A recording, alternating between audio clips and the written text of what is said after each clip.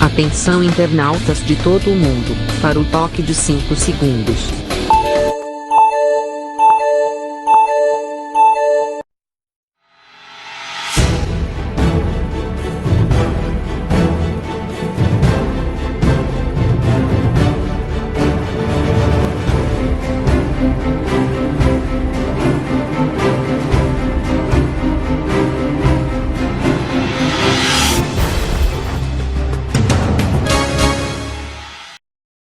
Alô, gente amiga, começando mais um programa Sérgio Cruz aqui pela viamorena.com. No dia em que o PSL, partido do presidente Bolsonaro, deu um pontapé no traseiro do deputado Alexandre Frota. Alexandre Frota, o PSL decidiu expulsar o deputado Alexandre Frota, crítico do governo Bolsonaro, das fileiras do partido. A decisão foi tomada nesta terça-feira, informa Júlia Chaib. Como mostrou o painel da Folha, o presidente da sigla, Luciano Bivar, se engajou pessoalmente na busca de votos pelo expurgo de Frota.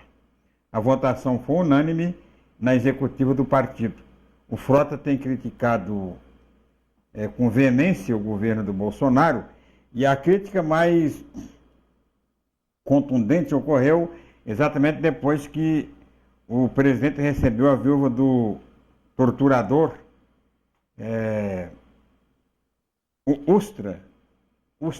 Coronel Ustra, que o presidente considera herói nacional, e o Frota disse que herói nacional é o Senna, e não o brilhante Ustra. Concordo com ele. Concordo com o Frota. O presidente não tem nada que ficar homenageando um cara que foi condenado, expurgado pela opinião pública brasileira por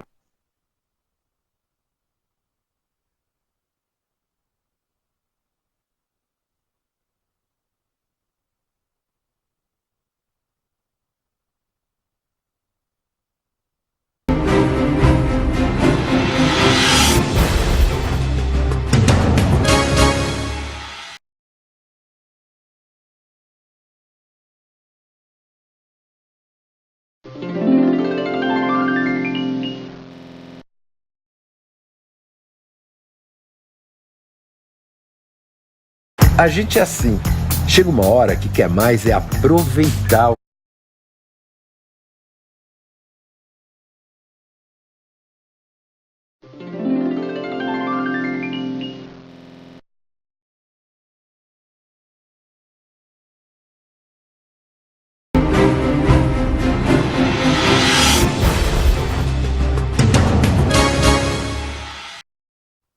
Alô, alô, tranquilo? Começando do começo, eu falava, né, na abertura do programa da expulsão do Frota. Claro, tem muita coisa que eu não concordo com esse Frota, aliás, eu não sei o que ele está fazendo lá no Congresso Nacional, porque o Congresso Nacional, pelo menos, eu tenho o maior respeito pelo Poder Legislativo e acho que tem que ter pessoas engajadas na luta pela defesa da democracia, pela defesa da sociedade, né? E não esses pessoal aí de filme pornográfico que tem nada na cabeça a não ser que polemizar, a não ser brigar de repente por coisa que não tem nada a ver. Mas essa expulsão do Frota mostra a intolerância que há na base governista, né? O cara discorda, manda embora, expulsa do partido. O que não é novidade, né? Porque o PT também fez isso. O PT fez um expurgo, um verdadeiro expurgo, né? Quando criou o partido aí da extrema esquerda, Partido Socialista dos Trabalhadores aí, o PSTU.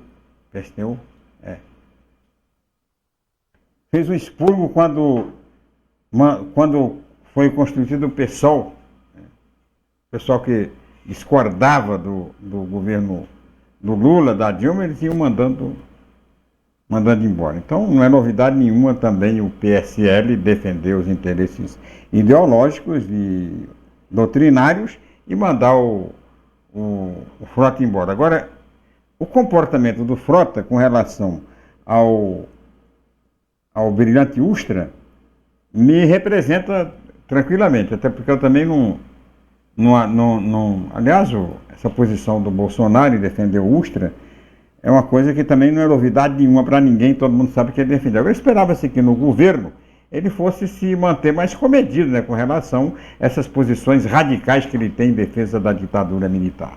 Isso é muito ruim, porque, afinal de contas, ser a favor da ditadura militar termina fazendo uma manifestação contra a própria democracia, regime pelo qual ele foi eleito presidente da República. Então, essa expulsão do Frota tem esse significado de mostrar que a intolerância ideológica não era só no PT, não, que também tem uma intolerância ideológica muito mais marcante aqui nesse governo de direita.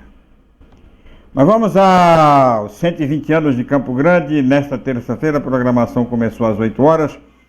Vai até às 17 o seminário Violência e Feminicídio no auditório da Casa da Mulher Brasileira, lá no Jardim Mar.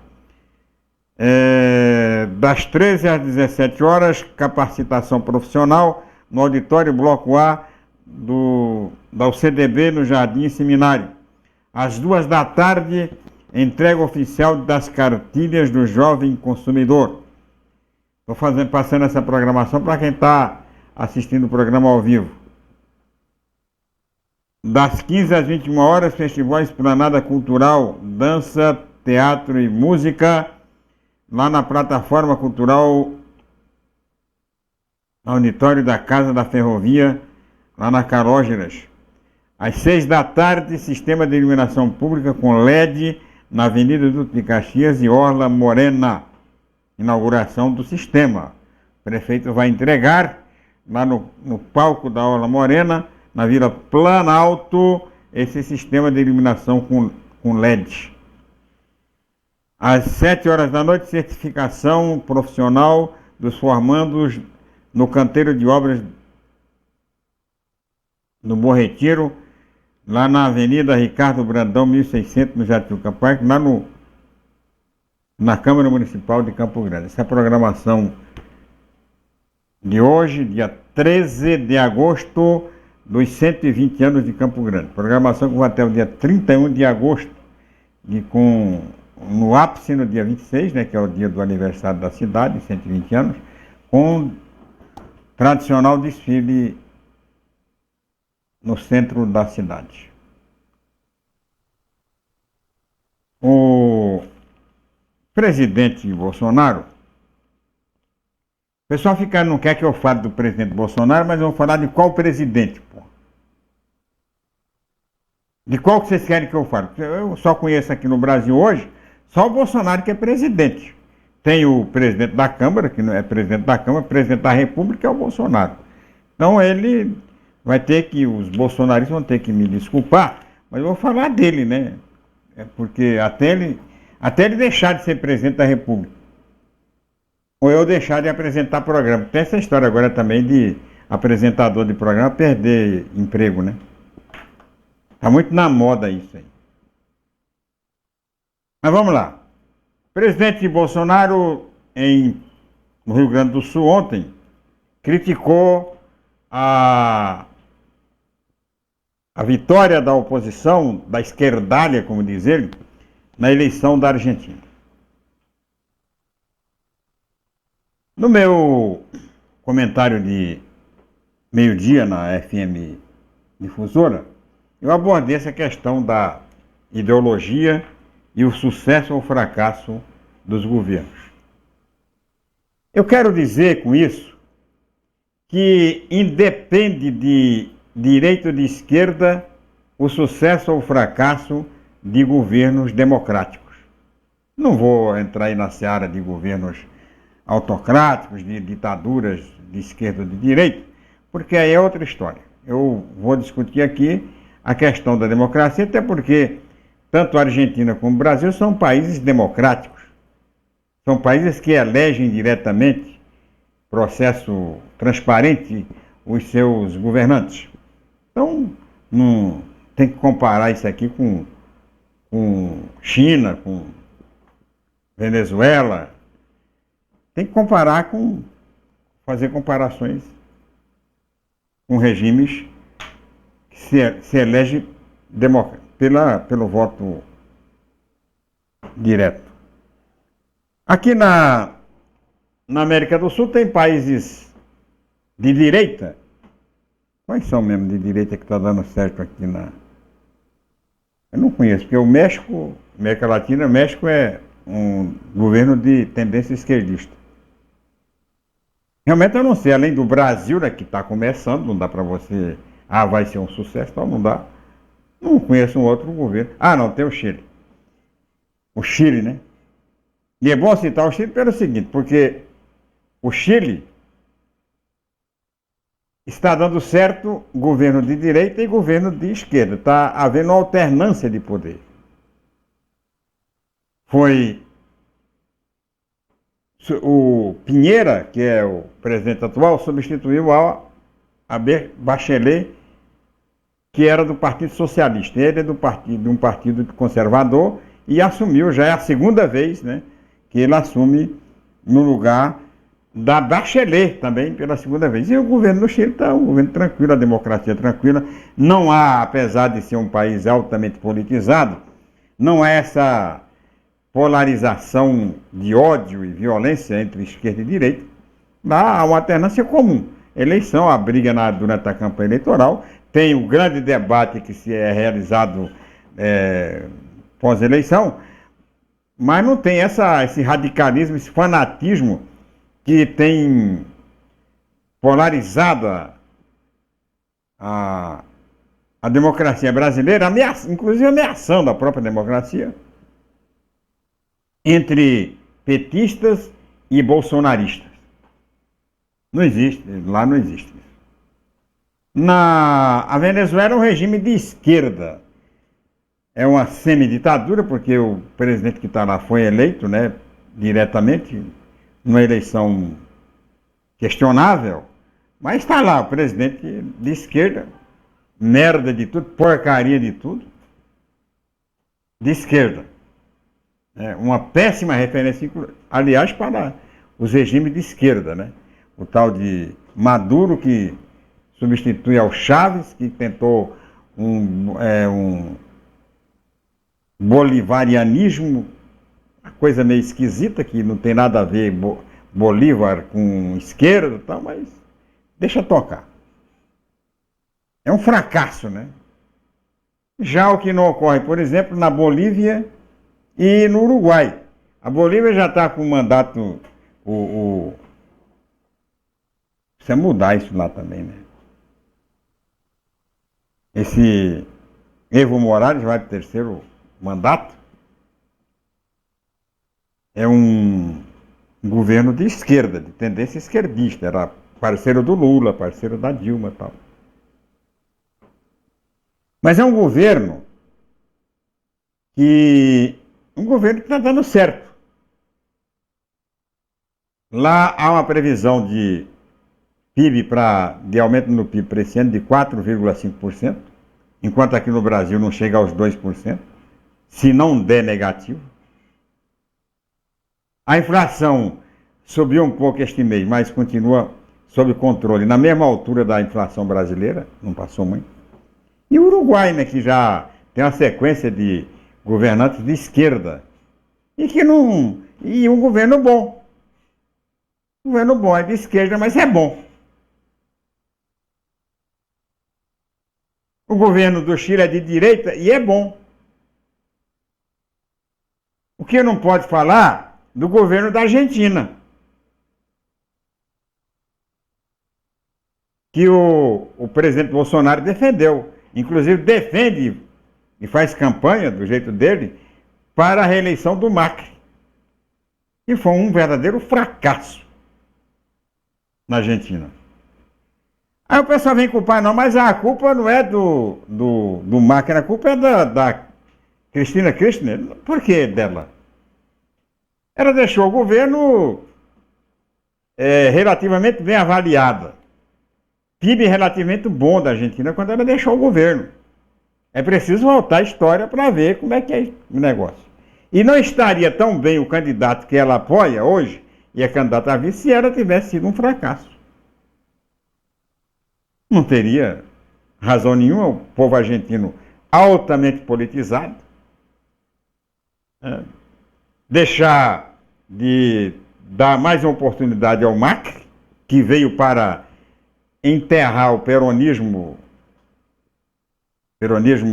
populista, mas o povo não viu nada nesse Macri. Um verdadeiro fracasso. Político sem personalidade. Não conseguiu dar a volta por cima, porque tudo bem, você fica no governo um ano para você arrumar a casa. E neste ano você pode botar a culpa no governo anterior, como acontece aqui no Brasil. Não é o Bolsonaro que está botando a culpa no Lula, na Dilma. Todos os governos que entraram fizeram isso. O Lula meteu o pau no Fernando Henrique, o Fernando Henrique meteu o pau no Collor, e um metendo o pau no outro. Quer dizer, um ano dá para você engana, né?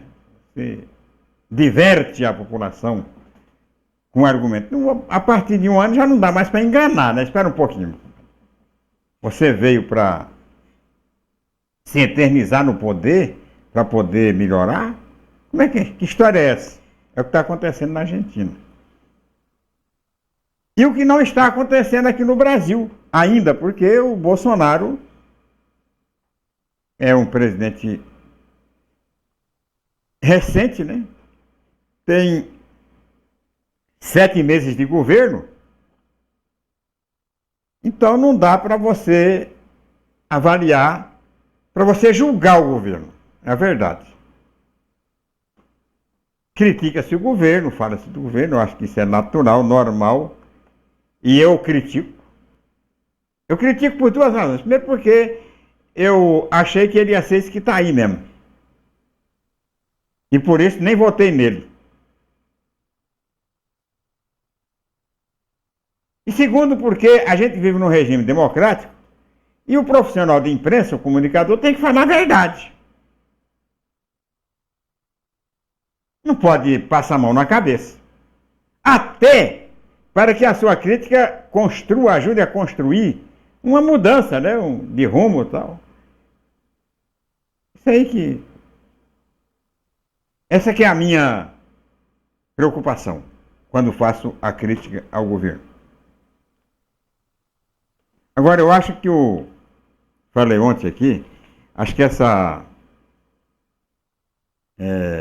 esse apoio do Bolsonaro ao Macri vai terminar prejudicando ainda mais o governo, até porque o prestígio do Bolsonaro aqui no Brasil também não está essas coisas não, tá? Ele está muito prestigiado entre o pessoal dele. Agora, entre a sociedade brasileira, já está um tanto quanto desconfiada de que esse governo pode dar em nada. Com relação ao Deltan Dallagnol, o presidente Bolsonaro já rifou o Deltan Dallagnol. Já não vai ser havia uma campanha muito grande do pessoal ligado ao próprio presidente, defendendo a indicação, a nomeação do Deltan Dallagnol para a Procuradoria-Geral da República, que vai ser renovada agora em setembro. E no Twitter é o órgão oficial do governo agora, o Bolsonaro foi bem claro que ele não, Deltan não, porque Deltan é socialista esquerdista tipo PSOL. Então não vai aceitar. Agora, uma coisa me preocupa nesta posição assumida pelo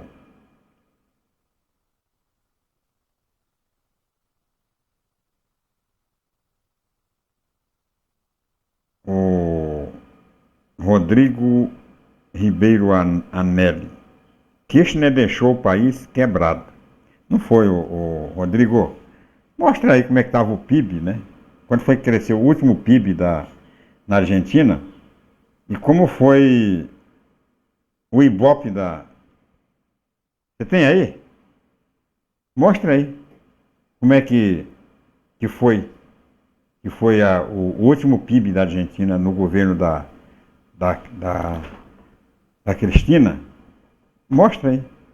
A gente vê. As coisas têm que ser feitas, não é porque deixou quebrado e tal.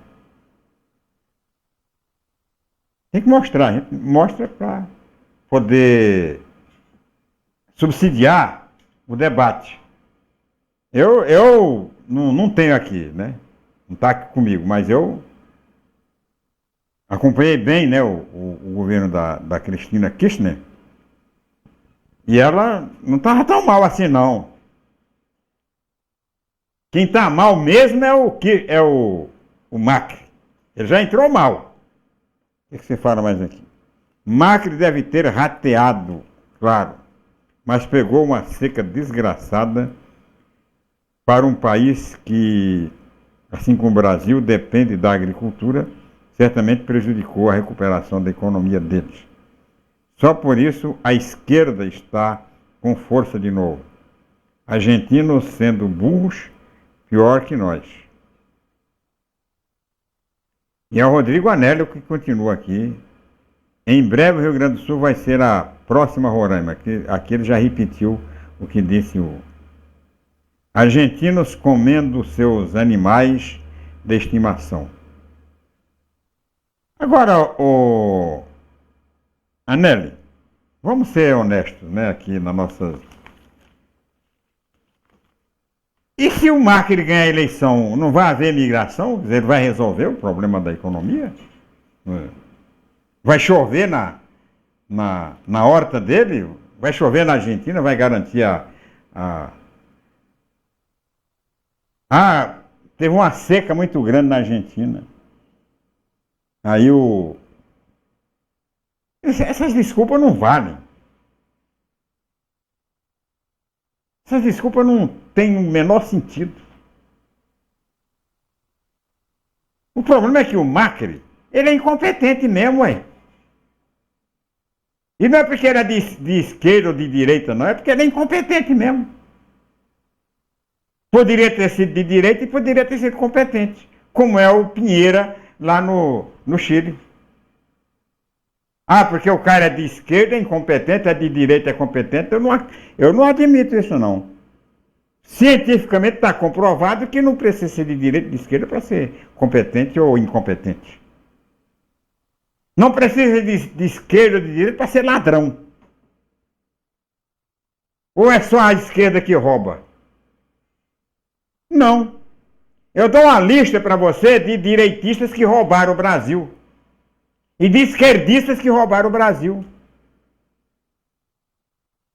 Esse negócio de esquerda, direita, ideologia, não tem nada a ver com competência. O cara pode ser muito competente de esquerda, como pode ser muito competente de direita.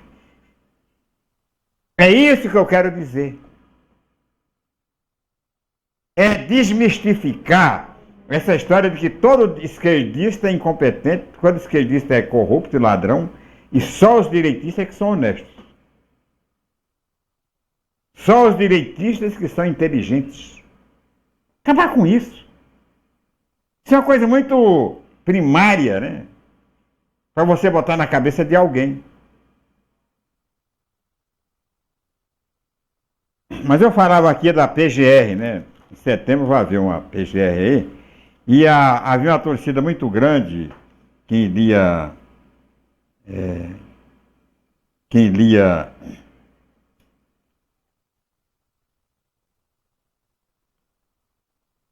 quem se mete aí nas redes sociais, eu paro muito pouco, né, nas redes sociais para não me irritar muito. Não estou podendo mais, que com minha idade não dá para ficar. Mas eu tenho acompanhado uma verdadeira campanha de grupos do Facebook, do Instagram, da WhatsApp, em favor do Deltan Dallagnol, o homem da Lava Jato, para a PGR. Seria a sagração definitiva do Moro, né? O Moro, se o Deltan fosse para aí, o Moro assumia realmente uma posição de maior destaque, mostraria que ele realmente é um cara legal, cara poderoso no governo. Agora eu tenho notado isso aqui, e muita gente tem questionado esse meu ponto de vista aqui. O Bolsonaro quer ver o Moro pelas costas. E vai marcando, vai gravando o que eu estou falando.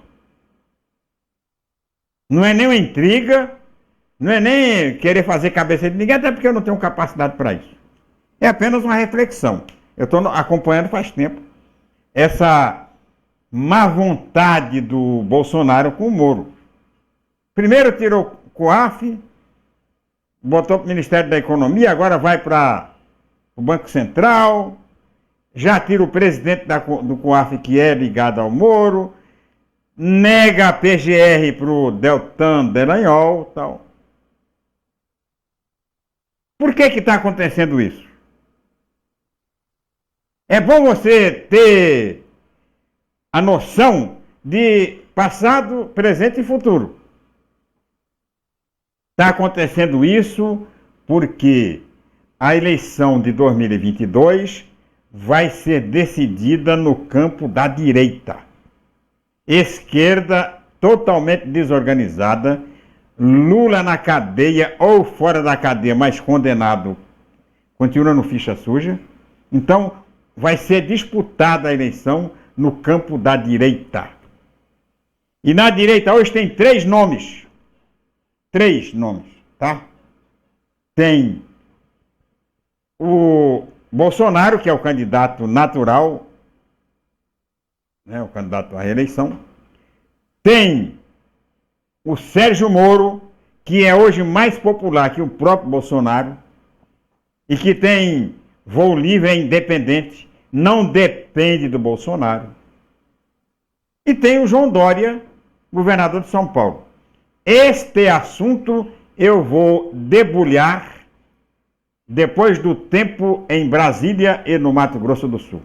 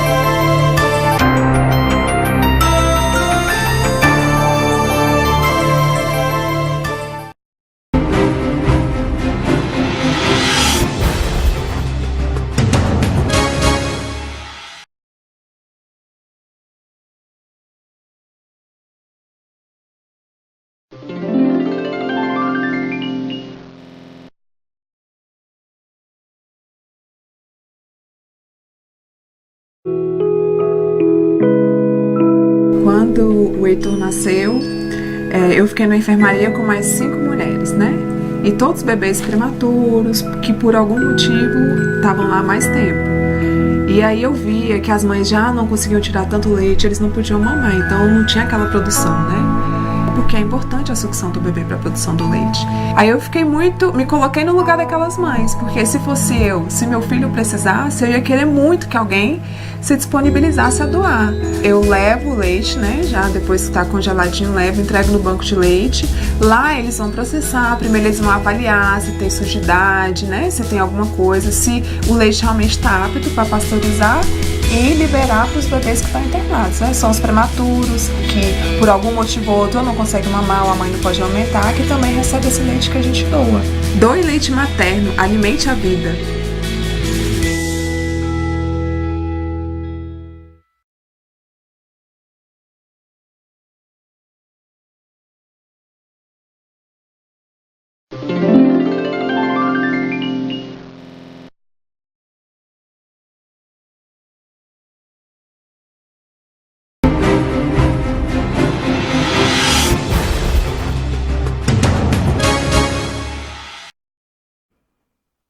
Muito bem, voltando com o programa Sérgio Cruz aqui pela viamorena.com, você pode participar do programa utilizando os espaços daí de comentários do Facebook, né? Que a gente está no Facebook e no YouTube.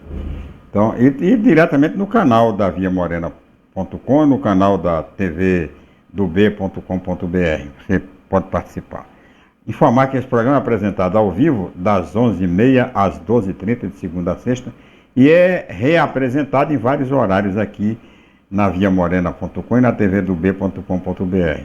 Então, todos os contatos devem ser mantidos exatamente no programa, durante o programa ao vivo, porque a gente mantém uma correspondência e fala diretamente.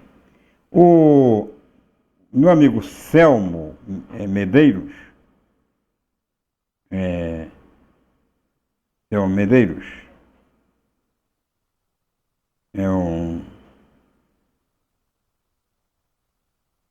fala aqui da coisa que não tem muito a ver com esse programa, mas que a gente usa, faz no programa Boca do Povo, que são as efemérides da Mato Grosso do Sul e tal. É uma área da história de Mato Grosso do Sul que eu terminei me especializando, né? Pesquisando Mato Grosso do Sul, Corumbá, Campo Grande, Cuiabá e tal. A gente vai formando aí constituindo alguns capítulos da história de Mato Grosso do Sul. E ele diz que é motorista tal, de aplicativo e que usa as histórias para contar casos de Campo Grande, histórias de Campo Grande, de Mato Grosso do Sul, de Mato Grosso, para os passageiros, pessoas que têm muita curiosidade em saber. Muito obrigado pela preferência, né, e por acompanhar. Muito pouca gente, aliás, a maioria que gosta de história gosta mais por curiosidade do que por... Mas já vale a pena. Nos acontecimentos desse dia 13 de agosto, tem um que eu gostaria de citar aqui, inspirado aqui no Selmo, que é a chacina do circo. Campo Grande é uma cidade extremamente violenta, né, sobretudo no início do século passado. Era uma cidade totalmente sem lei. Imagina você, com lei já é violenta, já tem as suas violências, imagine completamente sem lei. Então, no dia 13 de agosto de 1913, o interessante disso aí é a coincidência do número 13, né? Dia 13 de agosto de 1913, na rua 13 de Maio. Tinha um circo armado na esquina da 13 com a varanda do Rio Branco, onde hoje é o edifício Achille Neder. E teve uma briga, um conflito entre a polícia e a plateia.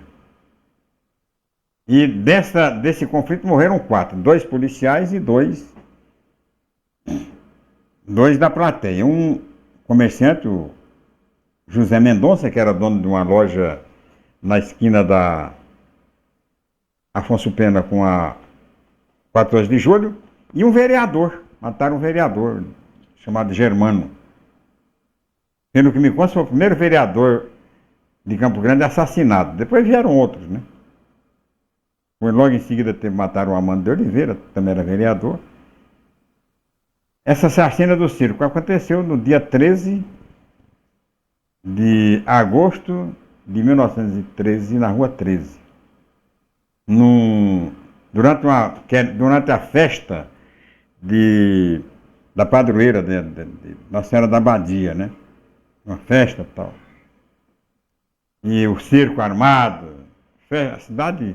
E esse episódio terminou entrando para a história da violência em Campo Grande, né? No início aí da proximidade da chegada da Estrada de Ferro, muita gente chegando à frente do trem, né, para ganhar espaço, comprar terreno e transformar depois Campo Grande na grande cidade que é. Então, esse foi um acontecimento que a história registra, é um acontecimento melancólico, né, que a história registra, mas é um acontecimento. Ainda falando aqui do Céu, muito obrigado, Céu, por lembrar, ele fala aqui sobre a questão argentina, né?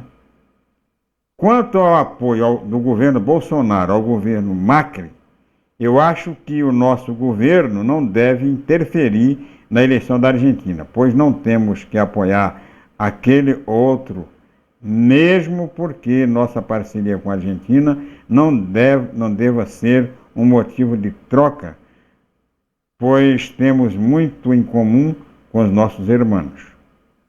Tá legal. Disse aqui meu cidadão aqui chamado Joaquim Jackson Marques Pires Rego, que tem um fora Bolsonaro, fora comunistas. Porque não tem nada a ver, né? Bolsonaro e comunistas aí, tá? Tem uma coisa que o Bolsonaro não gosta, é de comunista, né?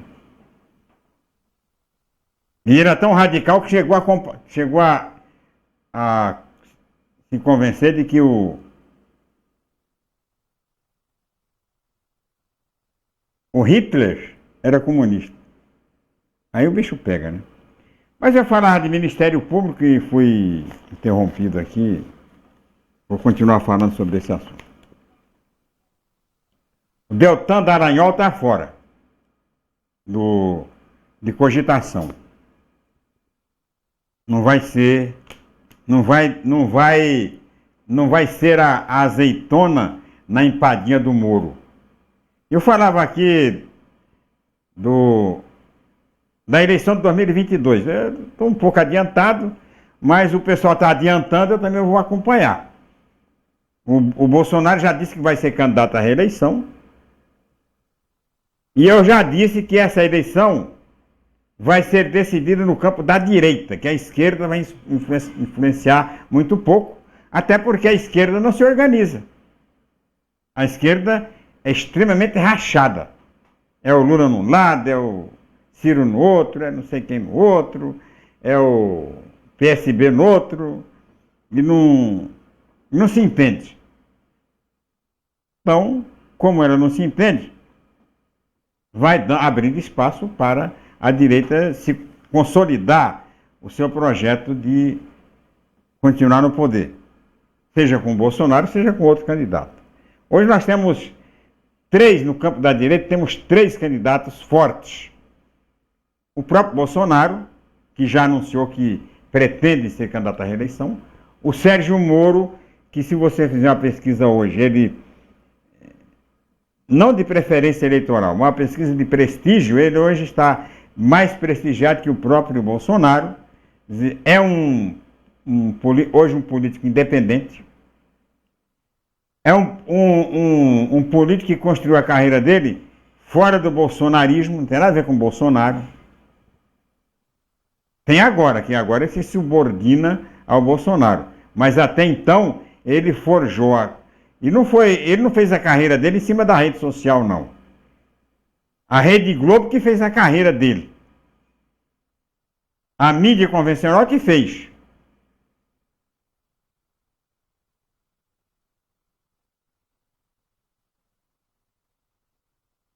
Bem, então, e tem um terceiro nome, que é o João Dória, governador de São Paulo.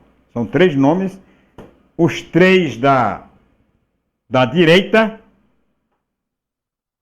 e que eventualmente podem disputar a eleição, com chances, né, de atingir o poder.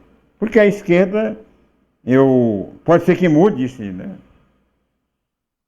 Tudo pode mudar, mas eu não vejo na esquerda hoje no Brasil a menor condição de disputar com chances a próxima eleição presidencial. vai manter um certo prestígio no Nordeste, mas não vai sequer repetir a mesma votação que teve na eleição passada. Que o Lula ainda estava quente, né? Quentinho e tal. Agora o Lula vai esfriar, porque o Lula não tem a menor condição. Mesmo que vai ser liberado agora, mas já tem uma condenação já pronta para substituir essa que se cair e tal. Então, eu não vejo a menor chance, a menor possibilidade do retorno do Lula. Falando isso com toda sinceridade, eu não tenho nada de Lula volta, Lula deixa de voltar, nem contra nem a favor.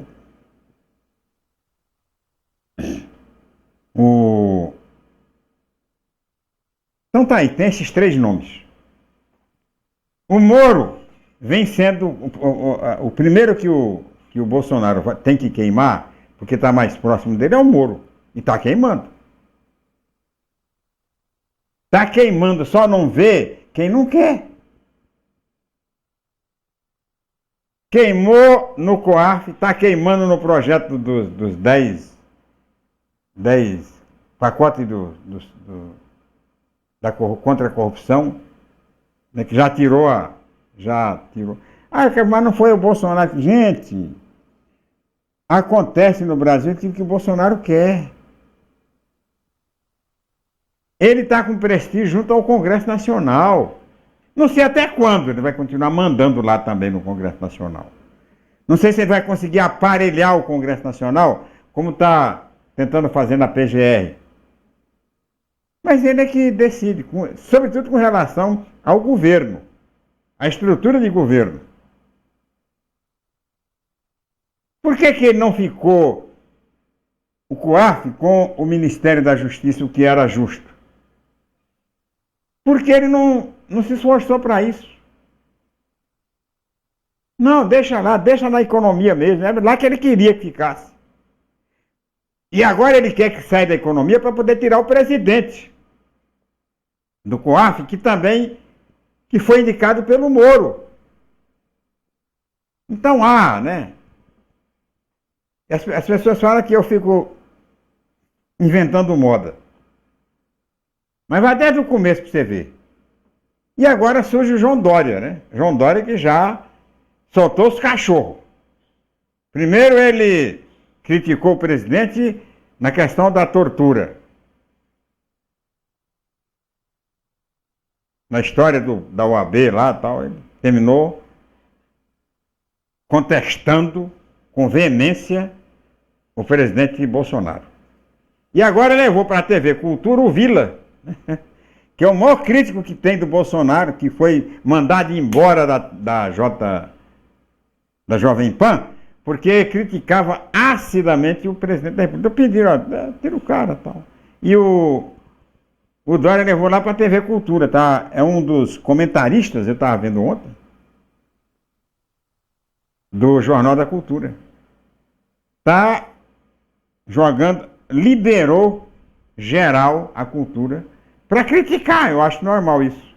Mas não para o Dória, né? A não ser para os interesses dele. Então, depois a gente fala sobre esse assunto, tá? Não tem pressa. Não tem pressa.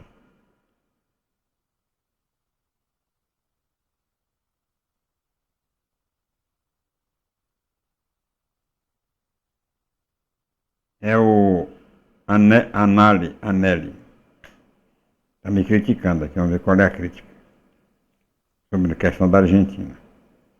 Análise errada.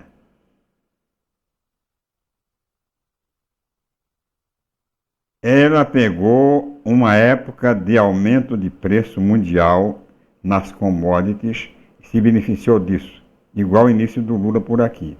Mas, como todo governo populista, ficou imprimindo dinheiro e dando esmola em programas sociais. O que eu queria saber de você, Anel, era do fracasso da política, né? Aqui no Brasil você mostra o fracasso, é transparente. O governo do Fernando Henrique deu uma fracassada no final. Sem nenhuma justificativa. Fracasso dado a problema de gestão mesmo. Não teve crise internacional, não teve nada. Os dois governos do Lula, um deles com o amparo da CPMF, foram bons governos. Governos onde ele saiu com prestígio elevado, aferido pelos institutos, né? Tão bom, deixou o governo tão bem, que conseguiu eleger a Dilma, que era tido como um poste. Elegeu a Dilma. A Dilma pegou o governo, incompetente que é, do meio para o fim do primeiro governo dela, caiu, fracassou de vez. Não tinha dinheiro e não tinha para buscar, fracassou. Então, o segundo governo da Dilma já foi, né? Mesmo assim, impulsionada pelo prestígio do Lula, ela conseguiu se reeleger. Mas não deu conta, né? Se reelegeu por falta de uma proposta mais interessante e em cima do prestígio ainda, prestígio do Lula, que deu aval, né, para a eleição dela. Estava com tudo e elegeu. São realidades que você não pode fugir. Agora, o que eu quero saber... porque programas sociais... Que programa social tinha na Argentina? O mesmo programa social que tem aqui no Brasil, que é o Bolsa Família. Ou coisa parecida, né? Que também são tidos como programa de distribuição de renda. Que o Macri deve ter acabado, eu não conheço ele. Deve ter.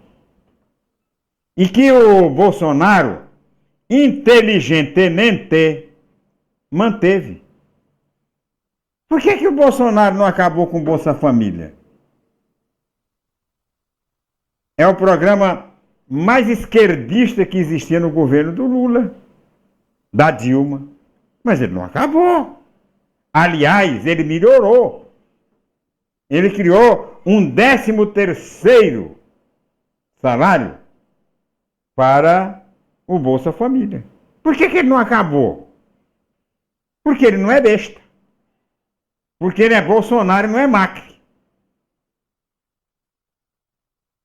Ele, né, não vamos mexer não. Por que mexer? Mexer em caixa de abelha, em caixa de... Não, deixa aí. Agora, ele não gosta do programa. Se ele pudesse, ele acabaria com o programa. Até porque não existe um bolsonarista sequer que apoie programa social tipo Bolsa Família. Está engolindo, né? Mas não apoia. Fala, não, espera aí. Vamos separar bolsonarista do resto, né? Do total. Bolsonarista é um núcleo que apoia o Bolsonaro. E quem votou é diferente. Mais da metade dos eleitores do Bolsonaro para presidente da República, mais da metade era eleitor que votou no Bolsonaro porque era o único que tinha condições de bater o PT. Quer dizer, o antipetismo. Quer dizer, existe o bolsonarismo e existia ou existe ainda o antipetismo. Então isso tem que ser explicado. O pessoal não relevou problema de preconceito, tudo que... problema de ideologia política, o pessoal não, vai bater no PT, então votar nele. Eu ouvi isso aí de milhares de pessoas com quem eu conversei durante a campanha. Vou votar no Bolsonaro para não ter que votar no PT. PT nunca mais. Tal. E o Bolsonaro se beneficiou disso. É claro, tem o eleitorado dele, né? Ninguém vai ignorar isso. Mas quem elegeu o Bolsonaro, a eleição do Bolsonaro não foi o bolsonarista. foi o eleitor puto da vida com o PT e votou nele. Agora é preciso ver se esse eleitor continua confiando nele, né? Esses dados eu não tenho. O que eu tenho, gente, é uma preocupação com o aparelhamento. Uma preocupação que eu tenho do governo terminar não dando certo. E caminha para não dar certo. Tudo vai depender da reforma tributária. Eu falei desde o começo que a primeira reforma que teria que ter sido feita no país era a reforma tributária. Porque a reforma trabalhista, a reforma da Previdência Social, não vão resolver o problema do Brasil. O problema do Brasil é dinheiro, é grana. E se o governo quiser manter os mesmos padrões de popularidade que ele tem e aumentar essa popularidade, ele tem que arrumar dinheiro. Porque só mandando o pessoal fazer cocô de manhã, num dia não fazendo outro, mandando o pessoal usar azul, usar rosa, tá? Isso aí não vai resolver nada. Reduzir o custo da carteira de motorista e tal. Liberar R$500 do fundo de garantia. O que vai resolver é dinheiro. O que vai resolver é superávit primário. É disso que o Brasil precisa. E a direita dele, e ontem esteve na televisão, no Roda Viva, o presidente da Câmara dos Deputados, Rodrigo Maia, foi muito claro. CPMF nunca mais. CPMF nem com nome diferente, nem com pílula dourada, vai funcionar. Este é o nó górdio da gestão do Bolsonaro. Se ele não conseguir fazer passar a CPMF ou coisa parecida, o governo dele, do ponto de vista da economia, das finanças, naufraga. Não vai para lugar nenhum, não adianta ficar fazendo discurso, provocando, falando bonito, xingando, endeusando torturadores e tal. Xingando comunista, não adianta nada que não vai resolver o problema. Vai resolver o problema do governo, dinheiro em caixa, cash. Fora disso, não adianta bravatas, gravatas, que não vai resolver. Povo não come discurso. Ah, mas vou dar um revólver para cada um. Povo não come revólver, não come bala. Povo quer emprego. Povo quer qualidade de vida. Povo quer segurança. Principalmente a segurança política. Então não adianta vir com essa história de fazer discurso, tá? Se não conseguir passar a reforma tributária, não conseguir encaixar um imposto novo que renda superávit primário, eu sou contra isso. Eu sou contra criar imposto novo. Até porque eu sempre acreditei que o problema do Brasil está na gestão dos recursos. Você governar com um imposto novo, sacrificando o povo, é muito fácil. O Lula fez isso. Fez muito bem isso. Teve praticamente os 2 mandatos amparados pela CPMF, dinheiro de sobra, pagou FMI, deu dinheiro para Cuba, dinheiro para tudo, foi esparramando dinheiro por aí. Que tinha bastante dinheiro tirado do nosso suor, do nosso sacrifício. Dinheiro que poderia e deveria ter sido aplicado todo ele aqui no Brasil. O país já estaria bem mais adiante. Agora eu sou contra.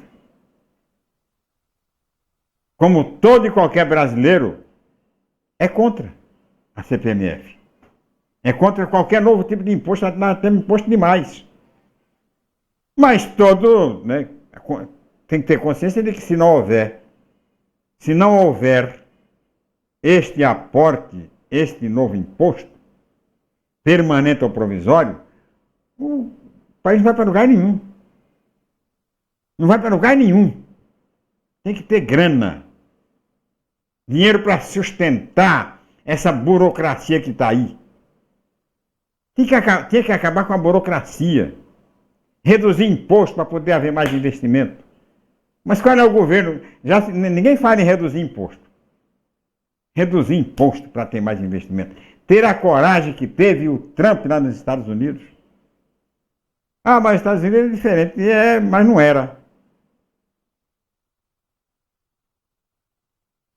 O americano teve coragem, né, de prestigiar, confiar na iniciativa privada. Aqui não. Aqui o cara confia desconfiando. Aqui o cara privatiza o lucro e socializa o prejuízo. O prejuízo o governo paga. Para que ter banco BNDES? Acaba com isso. Acaba com isso. Não ajuda, não atrapalha, mas também não ajuda. Deixa a iniciativa privada se virar, como é nos Estados Unidos. Não é o modelo que a gente quer copiar, o modelo americano? Vamos copiar. Por que copiar o que é bom e deixar de copiar o que não presta? Aquilo que é difícil. Vou encerrando por aqui mais um programa Sérgio Cruz. Muito obrigado por sua atenção e até o próximo. Tchau, Pica-Pau.